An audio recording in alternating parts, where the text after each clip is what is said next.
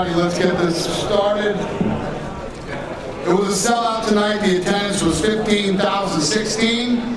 The gate was $7 million, the biggest U.S. gate in UFC history. Fight of the night was Tito Ortiz and Forrest Griffin. Knockout of the night was Anderson Silva, and there were no submissions. They won $75,000 each. Congratulations. We're waiting for Anderson. He's wrapping things up. He's been doing a ton of interviews. Forrest probably ran home. And who's got the first question? Chael. Oh. Chael, over here to your right. Chael. Chael. Obviously, can you just kind of tell us where you go from here, what happens next for you? Well, I'm going to get my aunt a lobster tail, I'm going to take a shower, and I'm going to hopefully get a good night's sleep. Can you talk to us about what, if anything, you and Anderson talked about right after the fight? Obviously, you invited you to a barbecue, which is interesting. I thought it was very nice of him. I think it's very important when you lose a fight that you don't say things like, my opponent was better tonight. The better guy wins every time. The better guy won tonight. And Dana, as you're watching that first round, are you kind of having like a deja vu feeling from 2 years ago? When Anderson has gone into the past against strong wrestlers like Dan Henderson, that's what the first round looked like. Chael got him. I said before the fight, and I'll say it again, Chael, not only does he talk a mean game, he goes in and he fights, man. He said that he wasn't afraid of Anderson Silva, and he went in and he fought Anderson Silva like he wasn't. Anderson Silva came out in the second round and did what he did. And I've said this before, and I will say it again, he's the greatest fighter in the history of mixed martial arts. With the Forrest situation, not the first time you've had him leave an arena like that, probably the first time you've had to chase somebody down, halfway back to the locker room. Can you talk about what you said to him when you finally got up to him? He drives me crazy, this guy. It's like professional suicide. The things he does, people love Forrest Griffin, okay? So I ran after him, and I mean, do I really have to tell you guys everybody in this room knows exactly what I said to him, right? So he turned around and he ran back into the ring, and then I met him out back in the hall. I said, what are you doing? What's wrong with you? Are you mental? And he said, I was really depressed. And I said, well, the next time you're depressed about winning a fight, go back in the back and be depressed, okay? Stand up there. It's Tito's last night, you know what I mean? Tito just won his fight. Stand there, get your hand raised or Tito's hand raised, do your interview and go, if you're bummed out, do it in the back, all right? And if you're bucking for Joe Rogan's fucking job, it isn't gonna happen. That's Joe's job. Leave the microphone alone until Joe comes over and talks to you. It drives me crazy. I love Forrest Griffin, always have. He's a great guy, but he gets a little kooky sometimes, Tito, congratulations. Just wanted to congratulate you on your career and being inducted in the Hall of Fame. Thank you, man.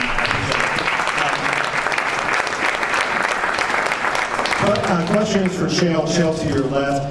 Can you talk about the final sequence? First, the spinning back fist. What was going on there? And also, there seems to be some question about whether Anderson was holding onto your trunks and whether that prevented you from moving the way you might have wanted to move to get away from some of the punches. Can you comment on those two things?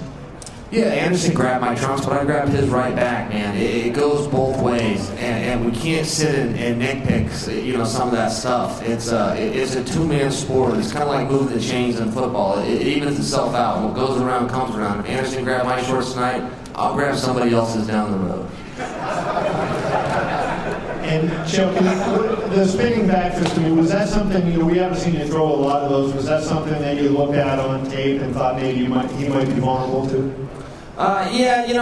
There's always some opportunities. You're always trying to work on your skills. I feel like a doofus because I fell down, but we're in the middle of the battle. There were some parts out there where I felt really good, and there's some parts that really hurt, including the end. And then last question, in the first round, you took him down, I think, 4 seconds into the fight, but you didn't do the kind of damage you did in the first round the last time. Do you think that changed anything as the second round ensued?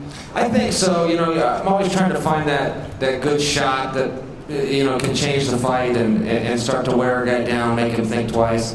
And, I wasn't able to find it. This question's for Tito and Dana. How did you get support of the fight?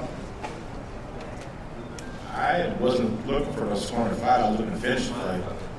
I thought I dropped him a few times, or a couple times. Took him down every round. Forrest was pitter-patting. I had no respect for his punching. Hit me with punches and nothing hurt. I don't know. The fans, you guys see the reaction of the fans. Fans see the fight. The judges, I just hope it doesn't happen the same way boxing happens. UFC is too great of a sport to be like that. I fought my heart. I fought my soul. I fought the way I wanted to fight. I gave everything out there. After the fight was over, I had nothing left. We got fight of the night. I have no regrets. I went out and I fought with my soul, my heart, as every one of my fights I do. Forrest fought a good fight, pitter-pattered. I was trying to kill him. Every punch. Maybe I should have took a little bit of steam off of him. But when you fight with emotions, as I do, shit happens. I fought with my soul, that's it. I went out and I thought I won. I thought the fight was over. Forrest thought the fight was over. Fans thought the fight was over. Just the judge didn't see it that way. It is what it is. I know I talked to a lot of other fighters tonight and they thought the same thing too. I know what I did tonight. You guys know what I did tonight. I went out on my shield as true warriors do. I fought as the fighter that I am, with heart. Is there any chance we can see you one more time? No, I think I did what I wanted to do in the sport. I'm very thankful to Lorenzo Fertitta, Frank Fertitta, and of course Dana White for giving me the opportunity I've had. I was the kid who came from nothing. I had nothing to fall back on. My children have everything to fall back on now. They'll have private school, they'll have college, they can pick whatever college they want to go. I've done something for my family that I've never expected to do. And the only way I was able to do that is from Dana, from Lorenzo, and Frank. I went out and I gave them my heart and soul. I've had back surgery, I've had neck surgery, I've had ACL replacement. I had 50% of my meniscus taken out 9 weeks ago, and I came and I fought. I have no regrets. I came in to win.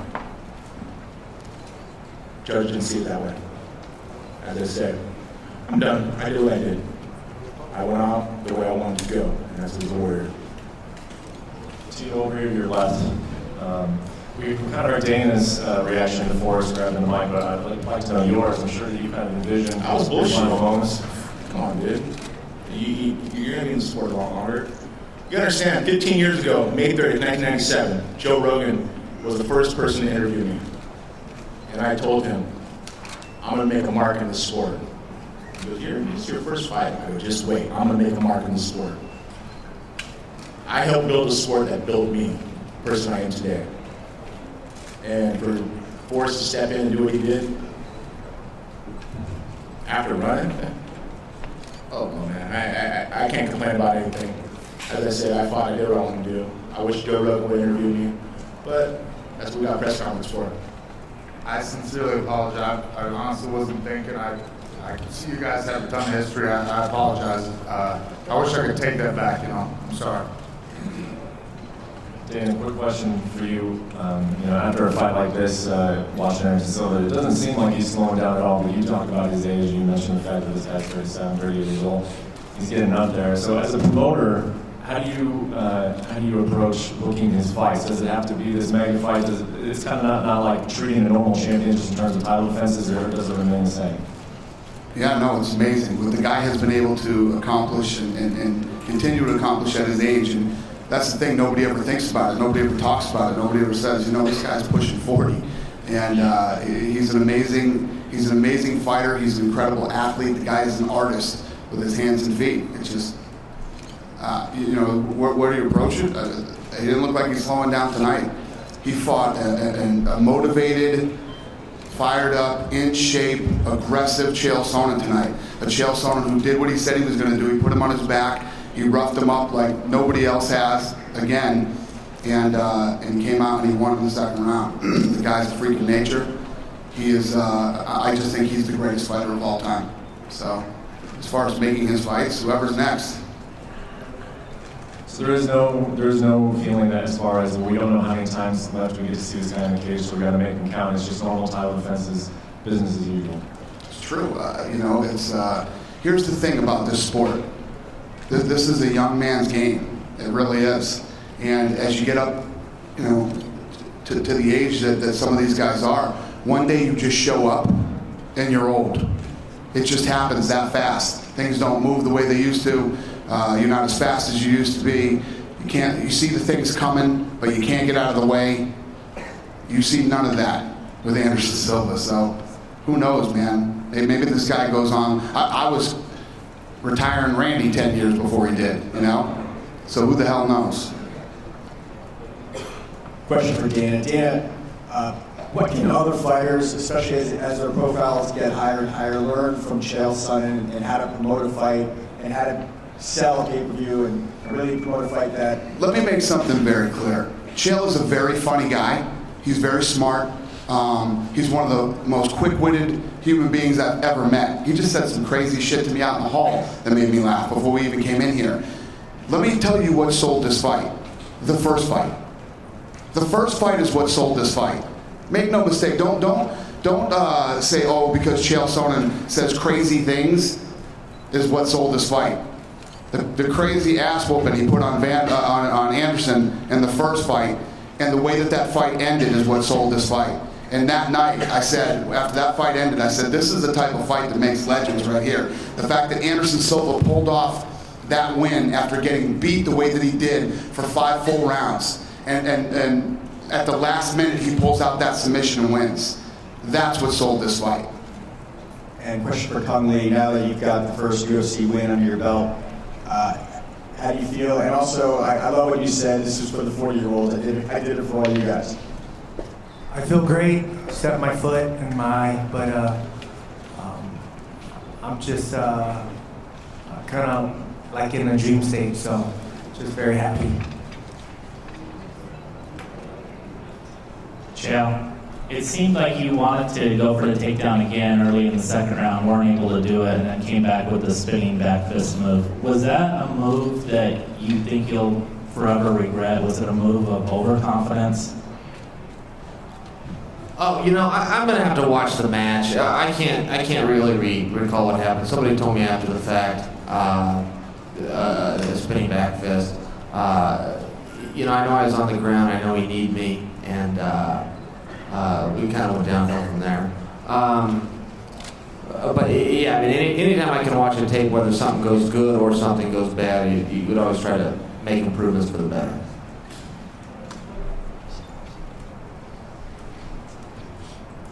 Right here in the front row. Give her a mic here.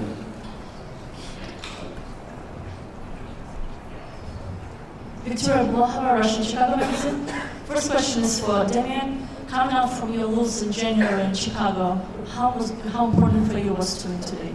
That for sure was besides my title fight against Anderson was the most important fight of my life, because that's the fight that I tried to bring my jiu-jitsu back to the octagon, especially in the new weight category, which was very important to me to see how I was going to bring this weight category, how I was going to be the weight cutting, and everything was perfect. It was like I trained for, so I'm happy. My next question is for Chael. Chael, over these 2 years, you probably learned a lot of things. What are the main ones from that? Just to always work hard. You get knocked down sometimes in life, and you got to just put one foot in front of the other. You got to learn to shake things off, and you got to keep your eye on the ball. And you can't get depressed. You can't get down. Every single day, you got to get up. You got to make the most of it. Next question, if you don't mind, will be for Chet. How do you feel about your win today, and were you looking for such a quick knockdown on the evening? I feel great. It really feels good to go to our camp and come in there and get it done quick. That's obviously the goal for every fight. Sometimes it doesn't go that way, but I'm feeling great right now. I mean, I had no injuries really in camp and came away from that fight injury-free also, so I'm ready to get in there and fight again whenever they tell me. So whoever they put in front of me, hopefully I get back to that title shot as quick as possible. And my last question is for Dana. Right now, we just heard about the new event in November in China. How important for you to go on that market, and did you experience any difficulties on the way to get the fight down there? Yeah, it's important. Every time we go into a new market, it's very important to be successful. we just went to Japan. You know, we were trying to get into Japan for so long, and to do an event there, we finally got it off the ground, did it, and it was a huge success. Now we're going into China, and yeah, we're hoping to really introduce that country to the UFC and the mixed martial arts. I think that every time we go into a new country and put on a huge, great event, it starts to spark in every country. People start training, gyms start opening, and more fighters start to come out of those countries. Russia? I don't know how well I do in Russia, but it's funny you say that because I'm joking, but yeah, we're actually taking an event to Russia very soon. Very soon. Sooner than you would think. Okay. Thank you. Forrest, Tito, great fight, definitely fight of the night. For what it's worth, Tito, I had you winning round 1 and 3, so good fight to both of you. Question for Chael. Toward the end of the fight, there was a knee. Was that a good legal knee? You know, I don't make those decisions, and I hate those rules anyway. You know, I'm an old school guy before we had rounds and weight classes and all that stuff, and we're in a lot better spot now. I don't propose we should go back to that, but I don't care about legal or illegal. I can see him, I can see it coming. It's just the way it goes. God, I wish all the press conferences were like this. Tito, you know, you're a face that has been around MMA and really pop culture for a number of years since the start. What comes after this for you? You know, you say your body's sort of, you know, it's taking the wear and tear. What's next for you as far as, you know, getting your face out there? Do you have aspirations to do anything with media, you know, in the future? Vacation comes first, family time. You know, I think me and the boys and Jen are going on vacation. Enjoy a month. I bought a fishing boat last year. We'll do a lot of fishing. I don't know, maybe some commentating. I'm going to continue to be successful, that's for sure. I ain't done, this is just a different chapter of my life. I don't know, maybe some acting classes. You know, since Dana bags on me how horrible of an actor I am. Maybe I gotta go sharpen up on my skills as well as I did in the UFC. I think I could do the same thing in the actual realm. It's just a matter of putting my hard work and dedication towards those things. It's going to be nice to live a normal life. No one understands what us fighters go through at all, unless you're a fighter. It's the most loneliest sport in the world because we deal with our own demons, and we got to challenge ourselves each and every day. You know, I got great guys like Paul Lockney now, Jason Perillo, Aaron Rosa, trainers that have put me through my camps each and every year the last 15 years to push me to the level that I need to be to fight. But no one understands what us fighters go through. And when it comes to getting in that cage, you gotta understand it's the most lonely sport in the world because we gotta defend ourselves, we gotta do what we need to do. Now I get to live a normal life as you guys do. It's gonna be exciting to drink what I want, to eat what I want, to have family time. He's gonna look like Matt Serra in a month. Or look like Dana White on the other.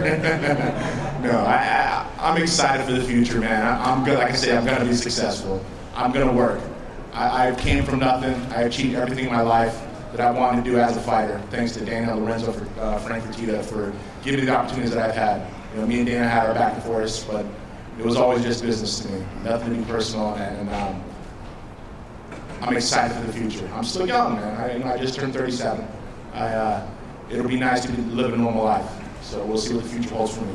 You know, opportunities will happen, and I'll take advantage of those opportunities as I've done the last 15 years in UFC. Congrats on a beautiful career. Forrest, you know, that's a win, you know, in the win column there.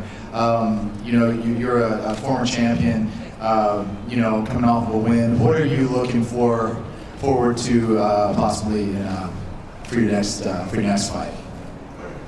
You know, I don't know. I haven't really thought about it yet. I don't know. Any suggestions? I'm open. What was fight of the night? So, you know, any fight with you involved is usually, you know, a barn burner.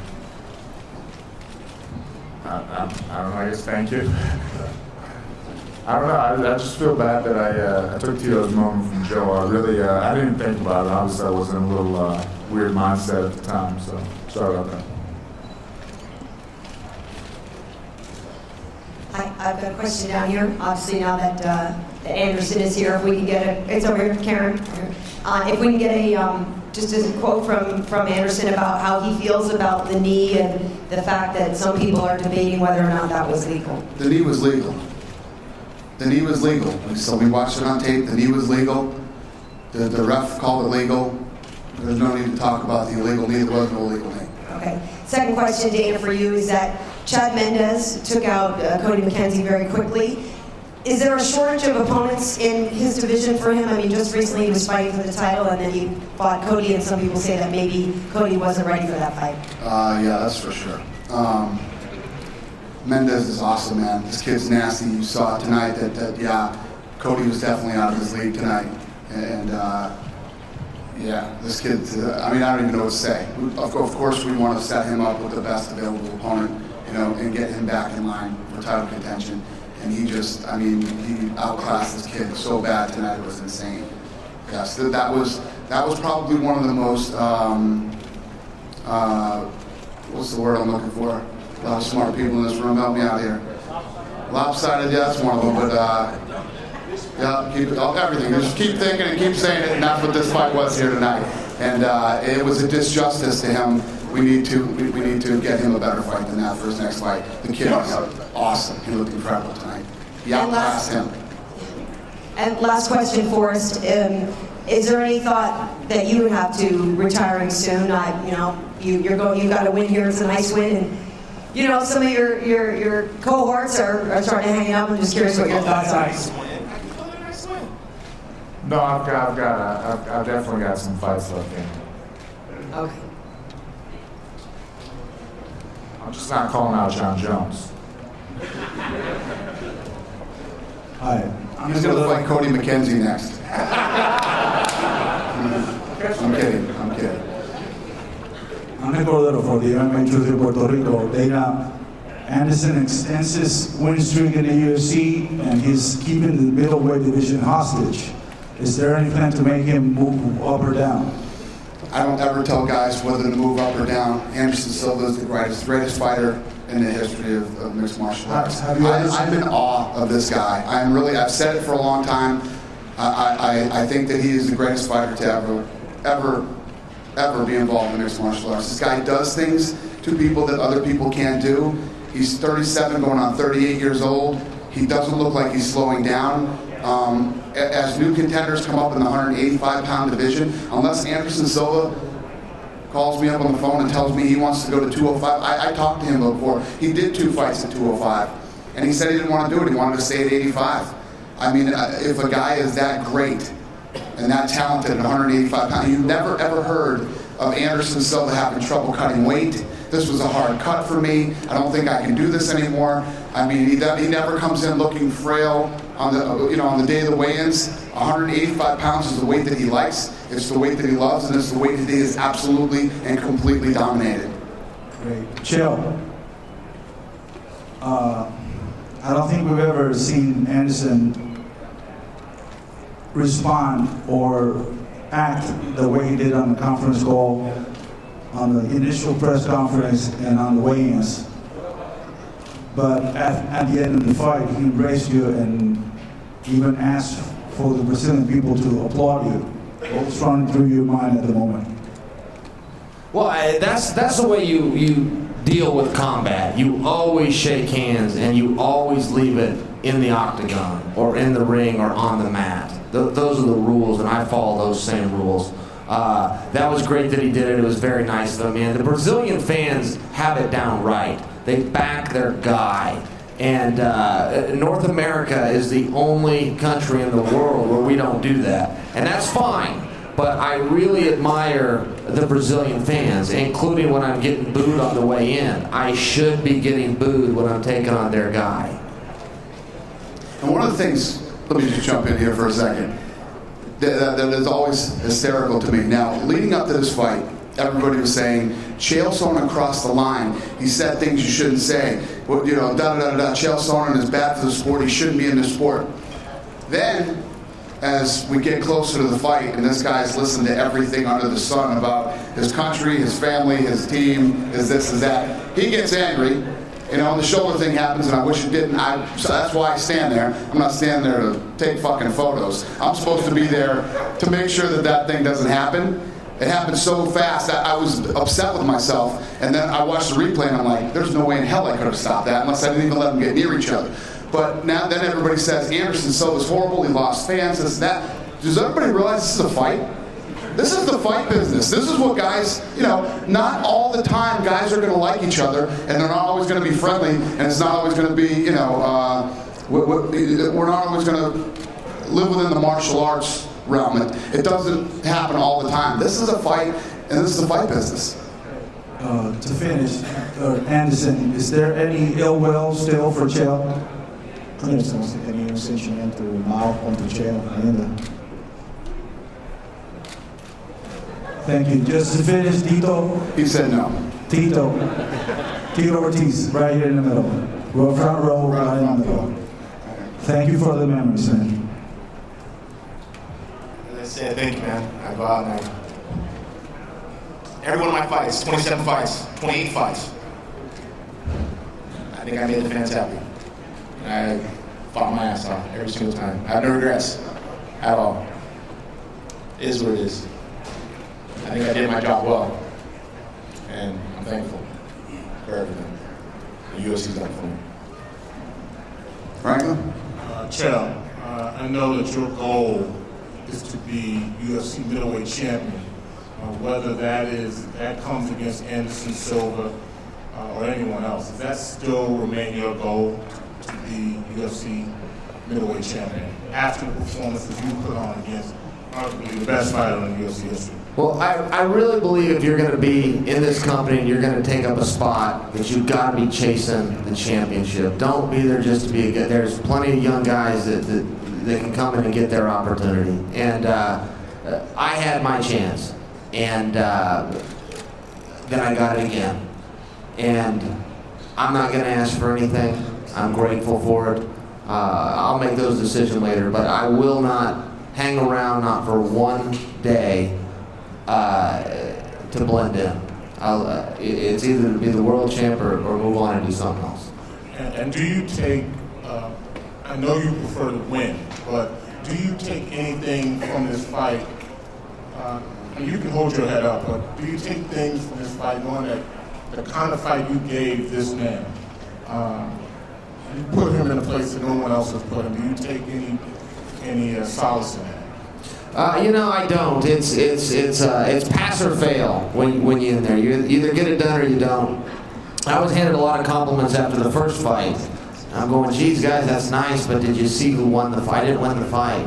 And it's pass or fail. That's it. And, you know, he's just a regular guy. He's another guy. We weigh the same thing. And he finds a way to win, and I admire it. Chael, what are the chances we actually see you share Brazilian barbecue with Anderson Silva? I am starving. I can go for some Brazilian barbecue right now. But only if it's medium rare.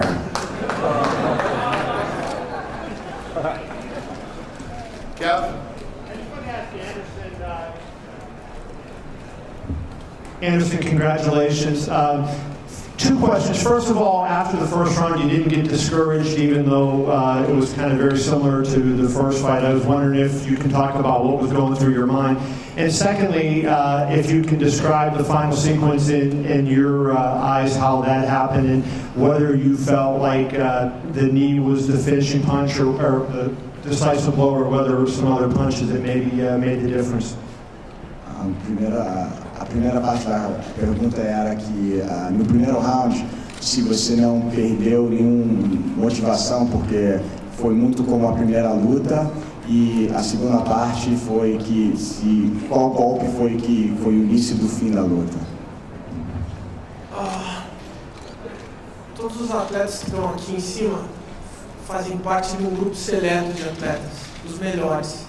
A gente faz parte do melhor evento de MMA do mundo.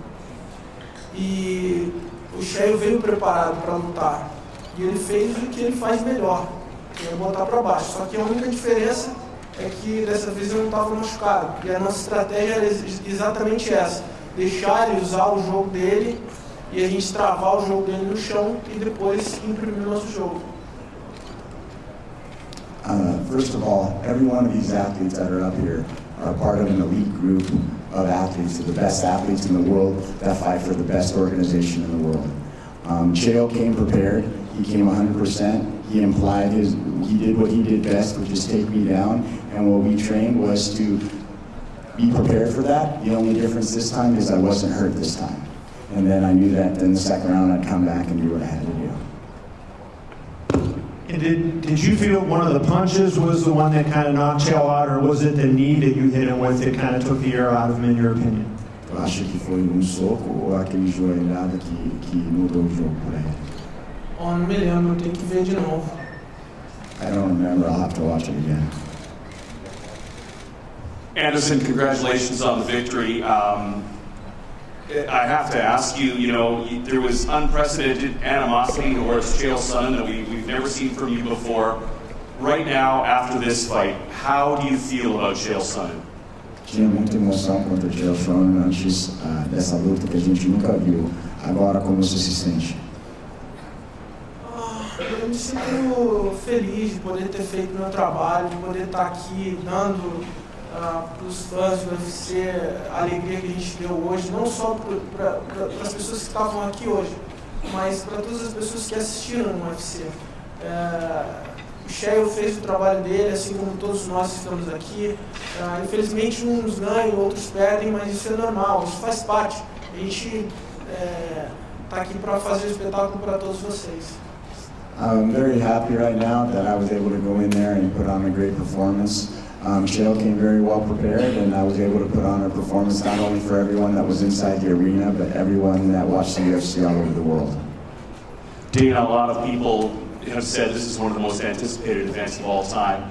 Where does it rank? I mean, we have UFC 100. Where does UFC 148? Now, I understand you haven't seen the pay-per-view numbers yet, but considering the weigh-ins and everything else, all this happened, fight week here in Vegas, where does this rank in your mind all time? It's absolutely 100% the biggest fight we've ever done, by far. On Monday, we broke all records with UFC.com for the highest traffic ever. Tuesday, Wednesday, Thursday, Friday, every day. Broke records every day of the week of the fight. Tuesday's press conference is the most watched UFC press conference ever by 1,000,001. 1,000,001 more people watched that press conference than any other press conference ever. It's the biggest gate we've ever done in America, and everything is trending that this is possibly the biggest pay-per-view we've ever done. Wow, well, congratulations. And Forrest, I'm sorry to belabor this point. I know you said you weren't thinking, I just want to pursue it a little bit farther, if you would so ingratiate me. You said you weren't thinking. Were you disappointed in your performance? Is that perhaps why you left? Can we pursue this just a little bit further? Again, I apologize. I know it's not. I hate to belabor this point, but I'm going to do it right now. Yeah, absolutely. No, I wasn't super pleased with my performance. I talked to a lot of people, and the big emphasis was on finishing, et cetera, and I felt like I had an opportunity in a very close fight to finish it in the last minute, and I didn't close that door. I left it in the judge's hands when I felt like I had an opportunity to. When I got up from that takedown in the third, I felt like I had an opportunity to at least, make it a more lopsided fight, and I didn't capitalize on that. I was just frustrated with it, I waited until I heard his corner scream like 20 seconds before I did anything, Question for Anderson Silva. I'm over here, Anderson. Before you came in tonight, Dana White was saying you're probably the greatest. In fact, you are the greatest mixed martial artist of all time. And that in this sport, sometimes fighters, great fighters, age very quickly.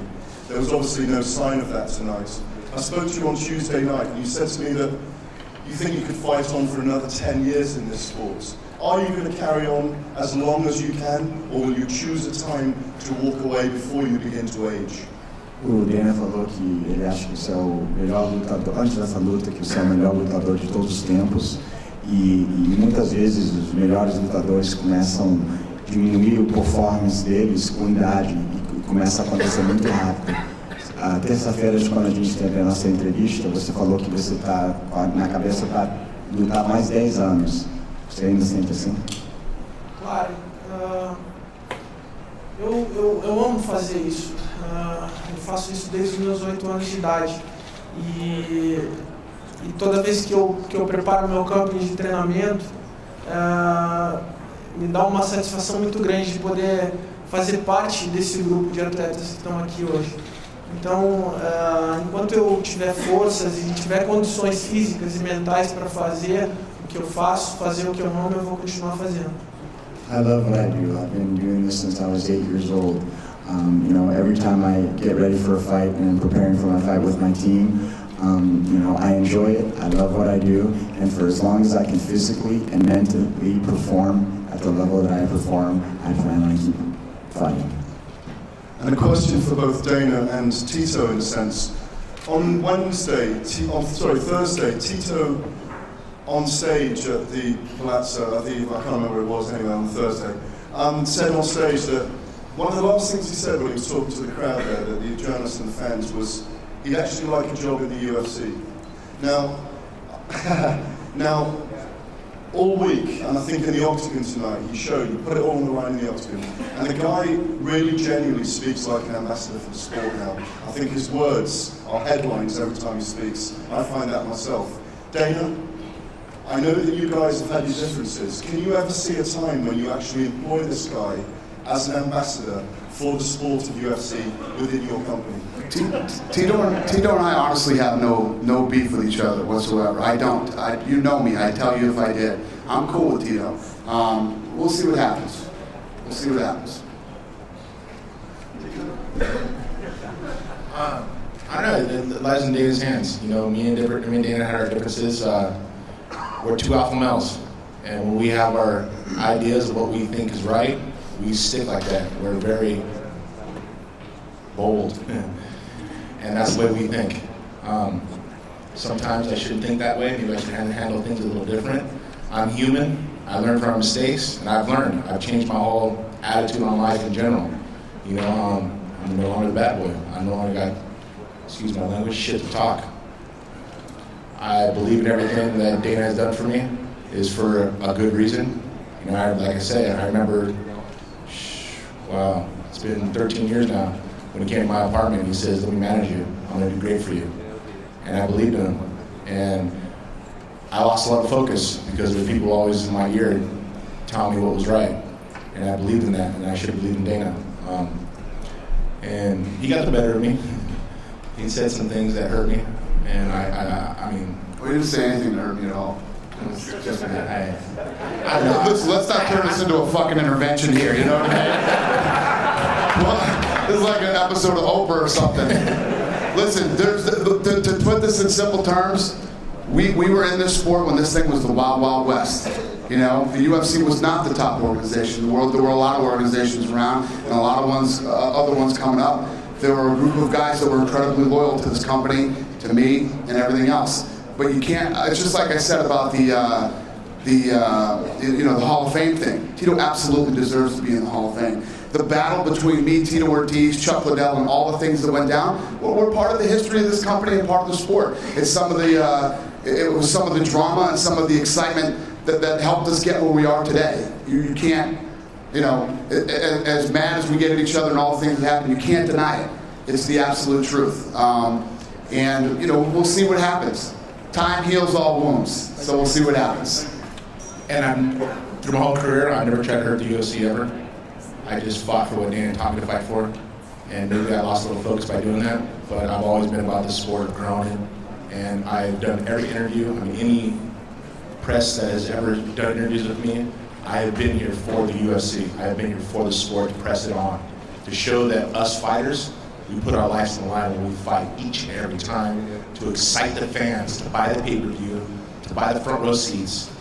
And I think I've done my job of doing that. And when Dana did an interview a while back saying I was one of the fighters who tried to hurt the UFC the most, that hurt me. I've never had an idea of doing that. So Dana, if you ever thought I tried to hurt the UFC, I apologize. I I never want to do that. And it is what it is, man. I put my heart and soul. I've gone through surgeries that no other fighters came back and done. People have retired because of surgeries they didn't want to do. And I showed heart and determination because I wanted to step in and fight for the UFC and make it acceptable for social media. And I think I've done that. My question is for Dana, Heidi Fang with MMA Fight Corner. I was curious if the UFC has any plans to open a physical Hall of Fame for the fans to visit, and if so, where would it be based? Well, right now the Hall of Fame is at the Tough Gym. That's where the Hall of Fame is. And there's a lot of things in that building that really represent the history of this company. But I don't have any. No, we're not looking to open any Hall of Fame anytime soon. We got a lot of things to do before we start thinking about Hall of Fames. My next question is for Anderson. A lot of fans have asked about a super fight between John Jones and you. Have you put any thought into actually doing that at a catchweight?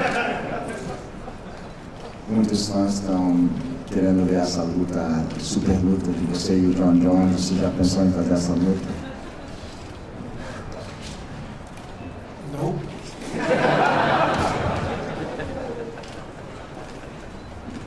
This is for Chad Mendes. Chad, you fought Aldo earlier this year, and you had a great win right here.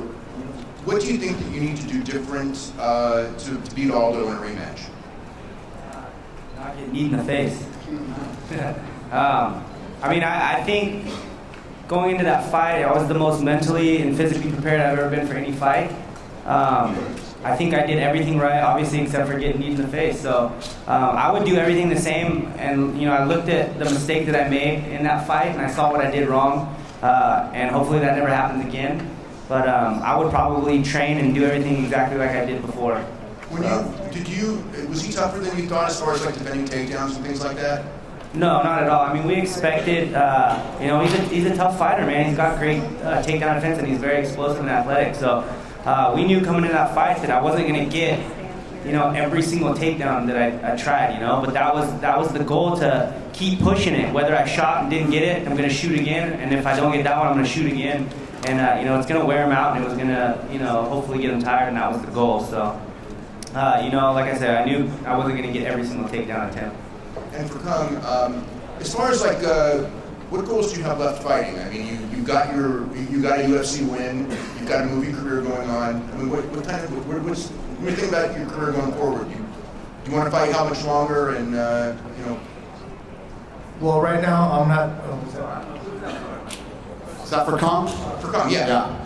I'm not sure. I'm just gonna go and enjoy this win right now, and just heal up and see what happens. What he meant was, I'm going to go get back in the gym, and I'd love to fight in China. I'm translating for Cung tonight. Yeah, that's what's going to happen. I'm going to go back in the gym and get ready for China.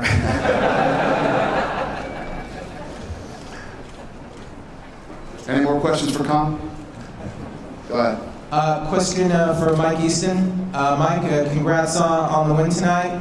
3-0 in the UFC. What was it like for you to be a part of the main card of a great card like this, huge card, and now you're 3-0? How are you feeling being undefeated in the UFC? It feels unbelievable. It's a blessing, and I love fighting in the UFC. This is the best feeling in the world, and the whole world got to watch me tonight, and we put on a good show. All the fights were awesome, and sometimes I forget that I'm a UFC fan, and I started out watching the UFC, so it was awesome. It was good to be a part of history. Silva, aquí, para Fox Deportes, él va a traducir en portugués. Bueno, ya que invitaste al señor Sonnen a una barbacoa a tu casa Curitiba, pues ya que invitaste, ¿podemos ir todos nosotros? I don't do Spanish. Entendeu?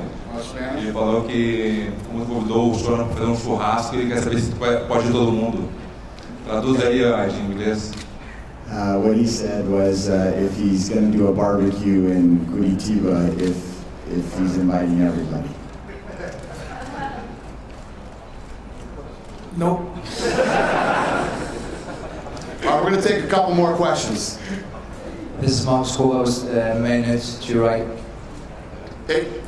First question for Chad Mendes. What was different in this training camp, and would you want a title fight next? One thing that was different in this camp is I actually got to come to Vegas for the Tough Show. We were here for about 3 months, and I got to train with Mark Delagrati and Phil Nurse, and we had some of the guys that actually just live here and train come in and work out with us, on a daily basis.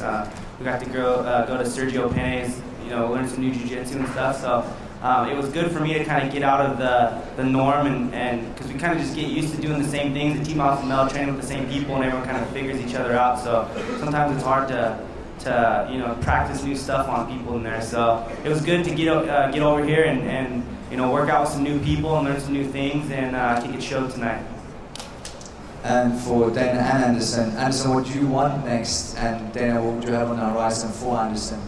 Yeah, I think that, this was such a big fight and the build-up and everything else. You guys know I don't like to, we'll sit down, we'll get back, and there's a couple of fights that are coming up. We'll decide who we think the #1 contender is to fight Anderson for the next title. But, it's just one of those things. I know I'm not thinking about it right now. I guarantee you he's not thinking about it right now.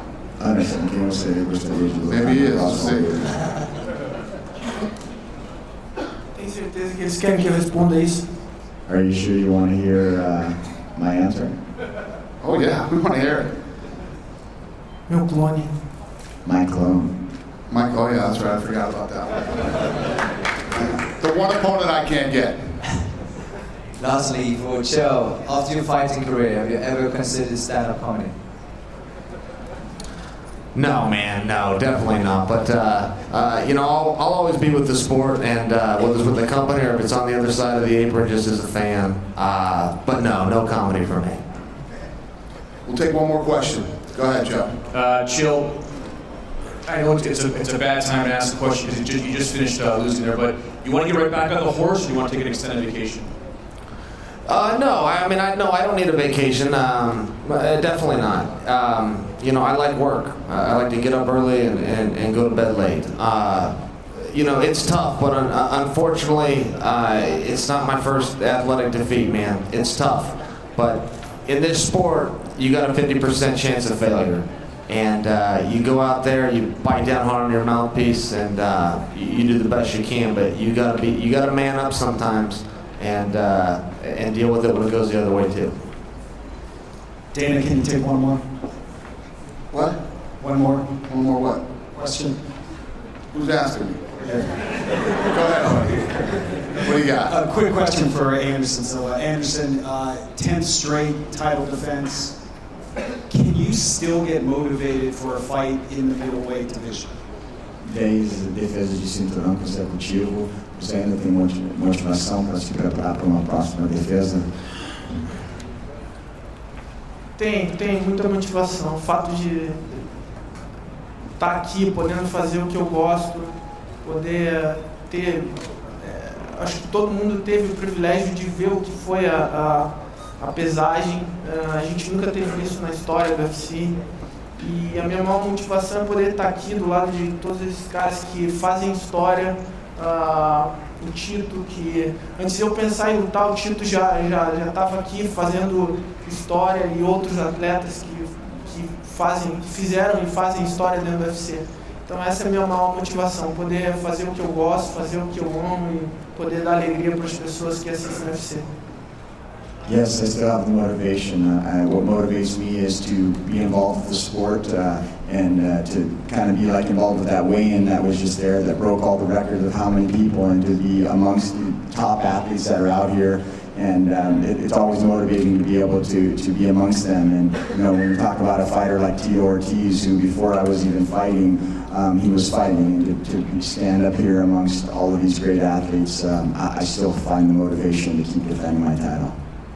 So before I wrap this thing up, I want to say something sincerely from the bottom of my heart. I want to thank all the media who participated in everything this week, and you guys were fantastic. The media that came in from all over the world, and for the first time, a lot of the real mainstream media really got behind this fight, and we appreciate you very much, and we thank you from the bottom of our heart for all your hard work this week. Have a great night, everybody. Thank you.